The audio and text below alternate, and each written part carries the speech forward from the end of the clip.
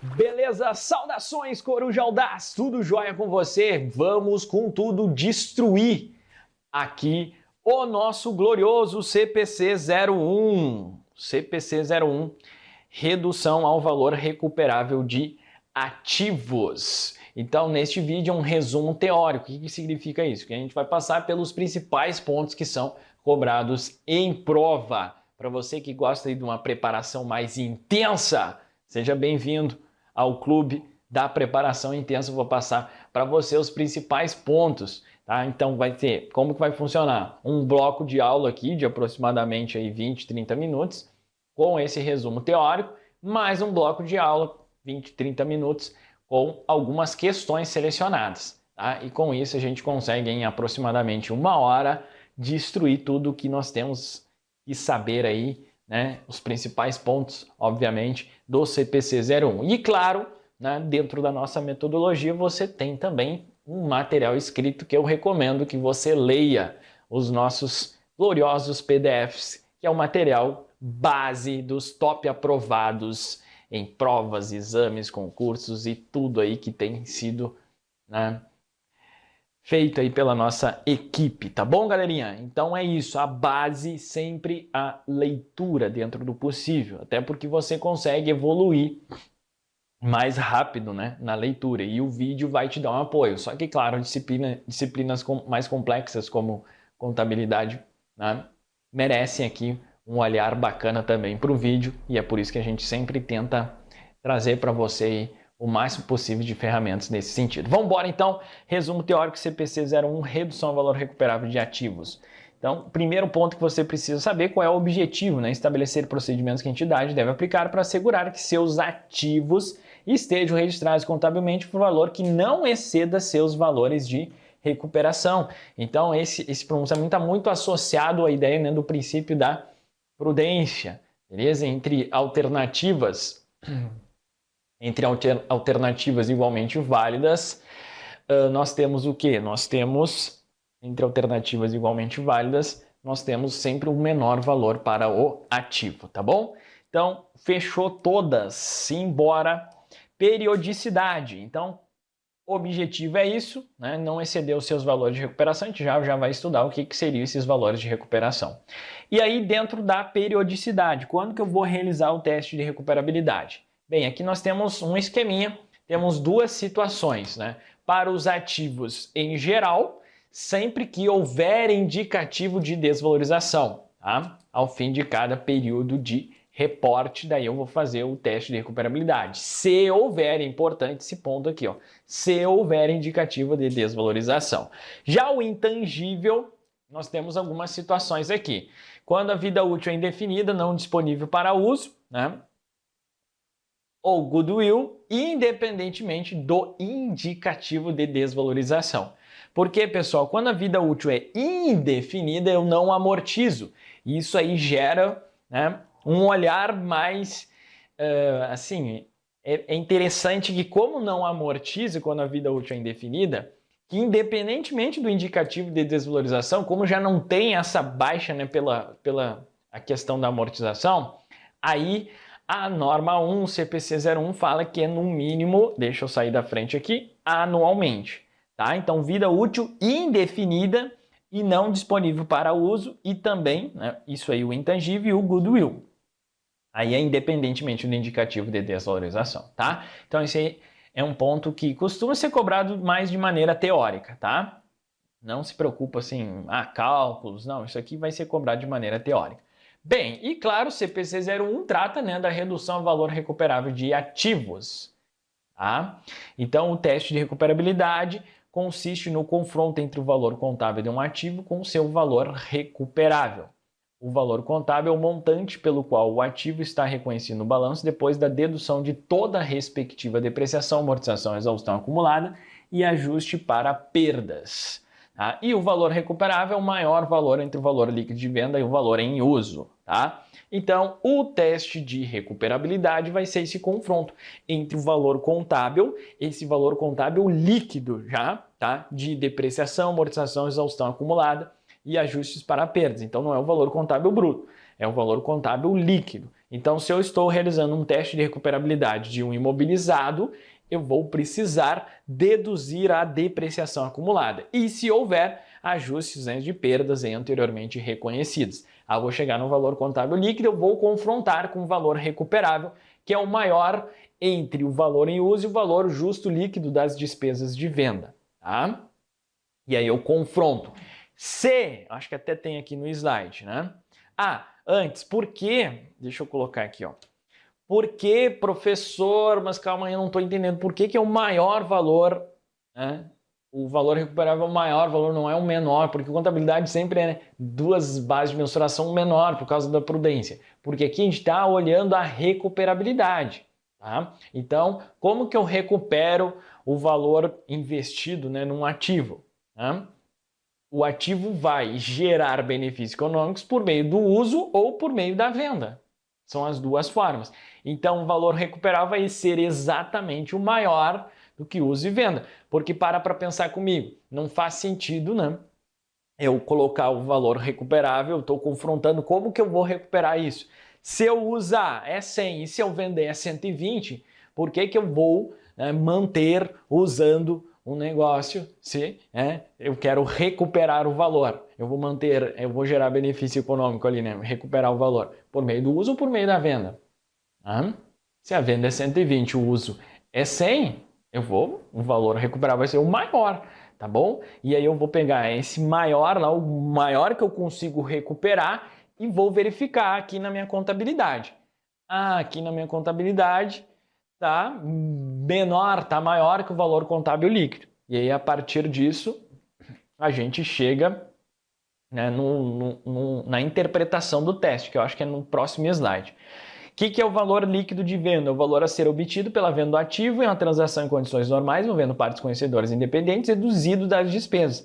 É basicamente o valor que eu vou vender menos as despesas necessárias para que essa venda ocorra. Tá?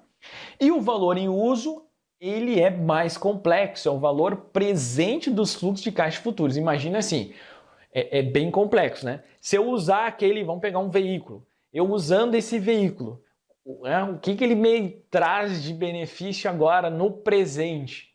Então eu preciso ir lá no futuro, né, usando esse veículo, trazer esse fluxo de caixa a valor presente. Então vejo que é bem complexo. É o valor presente dos fluxos de caixa futuros estimados, benefício ou não futuros esperados do ativo, decorrente do seu emprego ou uso nas operações da entidade. Tá? Vamos lá. E aí aqui é a interpretação, tá, do teste de recuperabilidade. Tá? Então a entidade vai observar, né, se o valor contábil está maior ou menor que o valor recuperável. Se o valor contábil estiver maior que o valor recuperável, aí eu vou realizar uma contabilização de uma despesa no resultado, uma perda por desvalorização, e vou creditar uma conta redutora do ativo, uma conta retificadora do ativo, né? Estimado para o valor não recuperável. As nomenclaturas alteram aí nas questões, tá? Mas é importante você entender a essência. Você debita uma despesa e credita uma conta redutora do ativo, tá? Então a entidade só vai reconhecer uma perda apenas se o valor contábil for superior. Para pensar comigo. Como que é o nome da norma? Redução ao valor recuperável de ativos. Redução de quem? Do valor contábil líquido. Então, eu só vou conseguir, né, o valor recuperável está aqui embaixo, reduzir ao valor recuperável caso esteja maior. Né? Imagina a situação, que o valor recuperável é aqui, o valor contábil é aqui. Não tem o que ele reduzir para chegar ao valor recuperável. Tá? Beleza? E no teste de recuperabilidade não tem ganho por valorização. Tá? É só perda por desvalorização. Não tem essa situação, né, de aumento ao valor recuperável de ativos. Não, o nome da norma é redução ao valor recuperável. E só faz sentido eu reduzir quando o valor contábil é maior que o valor recuperável. Senão não faz sentido. Tá? Então é isso. Reconhecimento ainda e mensuração da perda. Se, por outro lado, o ativo estiver registrado por valor inferior ao valor recuperável, aí nenhuma providência deverá ser tomada pela entidade como regra geral, especialmente isso, né, se for no primeiro teste. Por que isso no primeiro teste? Por quê? Vamos ver se tem aqui. Não, não tem, né? Até porque é um resumo aqui dos principais pontos. Mas vocês vão observar que algumas questões é que a maior parte das questões vão te cobrar o teste normal, tá? Mas teremos questões mais complexas em que estamos diante de um segundo momento. Já teve testes, então a gente precisa observar há perdas anteriormente reconhecidas. Se teve perdas anteriormente reconhecidas, o que acontece? Nesse caso aqui, nós vamos reverter até o limite das perdas anteriores reconhecidas, tá? Então a gente vai resolver aí na prática algumas questões nessa situação, tá? Então, aqui, ó, se por outro lado o ativo tiver registrado valor inferior ao valor operável, nenhuma providência deverá ser tomada pela entidade, né? Quando a gente está diante de um primeiro teste, tá? Se houver perdas anteriormente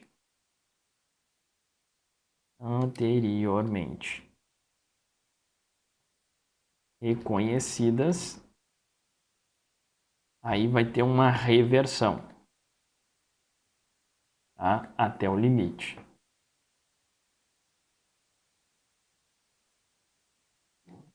Da perda. Perfeito? Resumindo, é isso. A norma fala todo um texto rebuscado, mas é isso na prática, tá? Como que funciona a questãozinha clássica que eu sempre coloco aqui, todas as oportunidades que a gente está vendo nessa parte teórica, tá? É uma questão que te dá aí uma empresa, beleza, fez o teste de operabilidade de uma máquina utilizada na fabricação de seus produtos, os dados abaixo foram levantados pelo departamento de contabilidade da empresa. Valor em uso da máquina, 620, valor líquido de venda, 610. Custo de aquisição 710, depreciação acumulada 70 mil. Companhia deve registrar uma perda no valor do ativo de 100 mil, 90 mil, 10 mil, 30 mil ou 20 mil.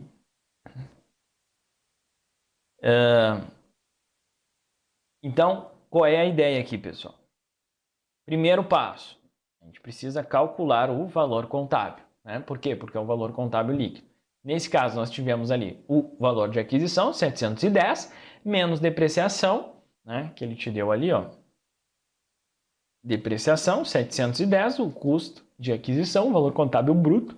Aí você vai chegar no valor contábil líquido de 640.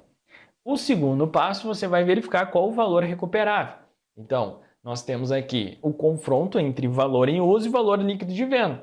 O maior você vai utilizar como valor recuperável. Nesse caso, o maior aqui é o valor em uso. Ele é 620 mil e o valor líquido de venda é 610. Então, o maior é 620. Professor, eu preciso calcular o valor em uso, o valor líquido de venda? Dificilmente, tá? Questões muito pontuais que vão te cobrar essa questão, né, de cálculo de valor em uso. Geralmente é um período, você traz a valor presente, então você aplica lá, tem que ter um pouquinho de noção de matemática financeira, então você pega, né, e traz a valor presente, né, porque não faz sentido ele colocar lá, né, uma potência 5, uma potência 6 para você trazer a valor presente, tá? Então, geralmente o valor em uso eles não já te fornecem. O valor líquido de venda, aí é um pouquinho mais comum. Ele poderia colocar aqui um valor e aí a despesa de venda tanto. Aí você pega o valor da venda menos aquela despesa de venda e você chega no valor líquido de venda, tá? Só fazer uma subtração, tá? Esse aí às vezes aparece. Mas a grande maioria das questões são assim, direto, tá? E aí o terceiro passo, por sua vez, você vai confrontar o valor contábil com o valor recuperável. E aí, se o valor contábil está maior que o valor recuperável, você efetua o ajuste.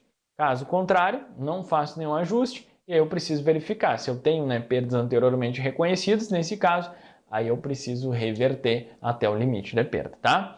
Nesse caso, o valor contábil está 640 mil, ele é maior que o valor recuperável. Então, a gente vai reduzir a diferença entre 640 e 620, vai me retornar aí a perda a ser reconhecida, que nesse caso é de 20 mil, portanto o gabarito aqui, opção E.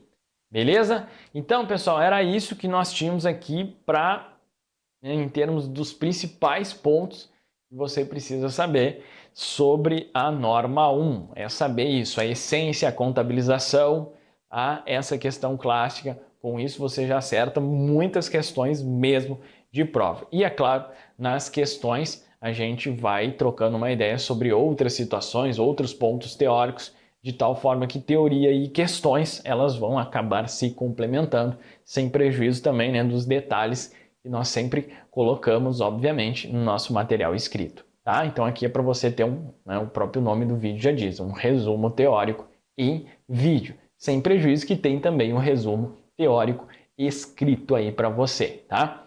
Aqui a gente traz todas as possibilidades para você conseguir chegar lá na prova e resolver as questõezinhas com confiança. Forte abraço, bons estudos e a gente se fala aí no próximo vídeo. Valeu demais!